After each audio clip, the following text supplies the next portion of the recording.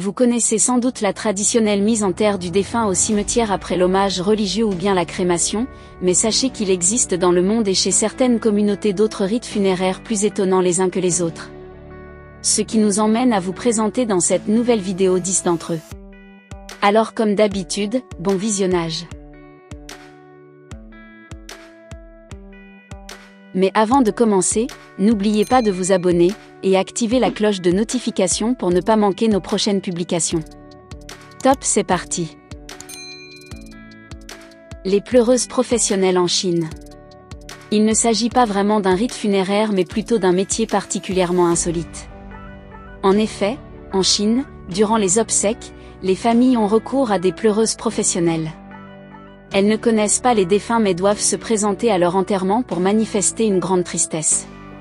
Pour cela, il faut que cette peine soit la plus sincère possible et avoir un réel don d'acteur. La présence d'une pleureuse en Chine est très significative pour les familles car cela montre que leur être aimé était très apprécié. Il faut savoir que les Chinois sont de manière générale très pudiques et que ce jeu d'acteur des pleureuses leur permet de se libérer émotionnellement par procuration.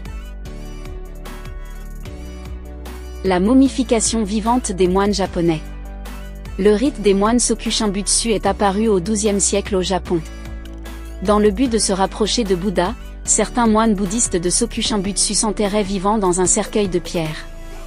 Ils respiraient à l'aide d'un bambou relié à une cloche et suivaient un régime alimentaire particulier à base de graines et d'écorce pour assécher la graisse corporelle et donc limiter le phénomène de putréfaction.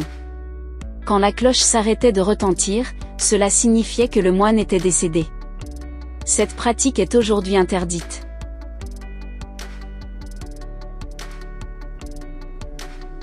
Les cercueils suspendus à Sagada, aux Philippines.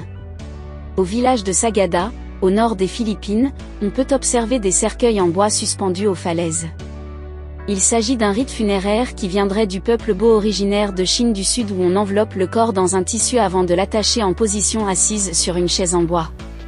On l'enfume alors avec un mélange d'herbes et de plantes dans le but de limiter l'odeur puis on l'expose à l'entrée de la maison familiale afin que la communauté puisse lui rendre un dernier hommage. C'est après que le corps est placé en position fétale dans un cercueil conçu par le défunt lui-même.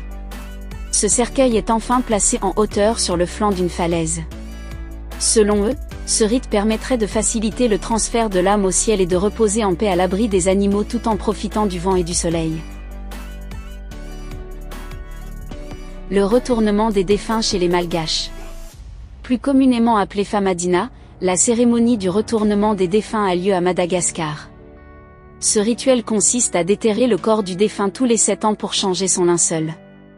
On l'enveloppe dans un drap propre, avant de le porter à bout de bras tout en dansant autour de sa tombe afin de s'assurer que son âme montera bien au ciel. Pour finir, les familles enterrent à nouveau les corps. Le jour des défunts chez les Mexicains.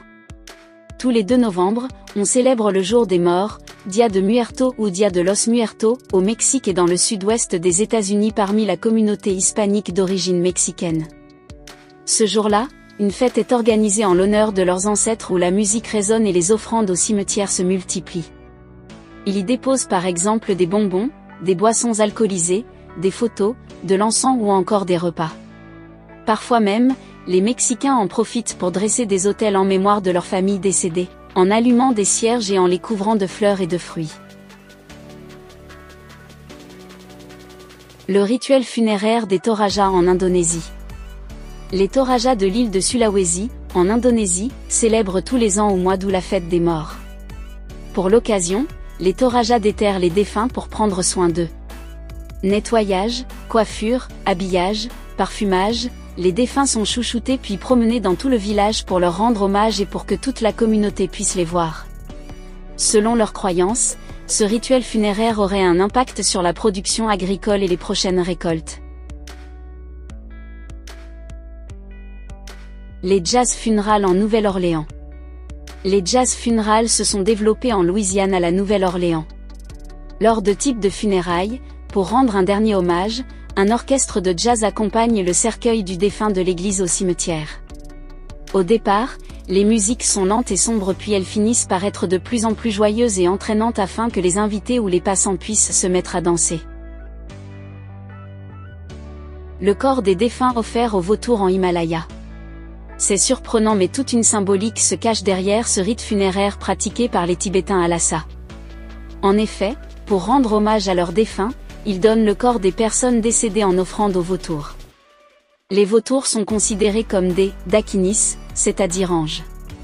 Dans la religion bouddhiste, ils reflètent la transition entre le ciel et la terre. Les défunts peuvent ainsi rejoindre plus rapidement les cieux. Rôtisserie des corps en Papouasie-Nouvelle-Guinée. En Papouasie-Nouvelle-Guinée, lorsqu'un guerrier de la tribu des Angas décède, son corps est préparé pour être momifié. Pour cela, il est vidé de sa graisse grâce à des pousses de bambou creuses. Ensuite, tous ses orifices sont fermés pour une cuisson optimale. Le corps est alors plongé dans un immense feu de joie. Le cadavre est rôti puis recouvert d'argile rouge. Enfin, il est placé dans une corbeille en hauteur afin de surveiller l'entrée du village. Enterrement glacial chez les Inuits. Lorsqu'il y a un décès dans les tribus inuits de l'Arctique, la famille doit en premier lieu purifier le lieu du décès afin d'en chasser l'esprit du défunt. L'ensemble des habitants du village se rejoignent pour faire le grand nettoyage de la maison du défunt. Ils utilisent également des fumigations qui vont purifier le lieu. Tous les membres de la famille du défunt qui vivaient dans la même maison doivent aussi se nettoyer à l'eau de mer. Ensuite, le corps est enveloppé dans une peau de phoque entourée de lanières de cuir qui vont forcer l'esprit du défunt à rester dans le corps. Il est enfin enterré avec les objets qui pourraient lui être utiles dans l'au-delà. Les amis, la vidéo touche à sa fin. Merci de l'avoir regardé jusqu'à la fin, et n'hésitez pas à nous donner vos différentes opinions dans les commentaires. Nous vous disons à bientôt pour de nouvelles publications.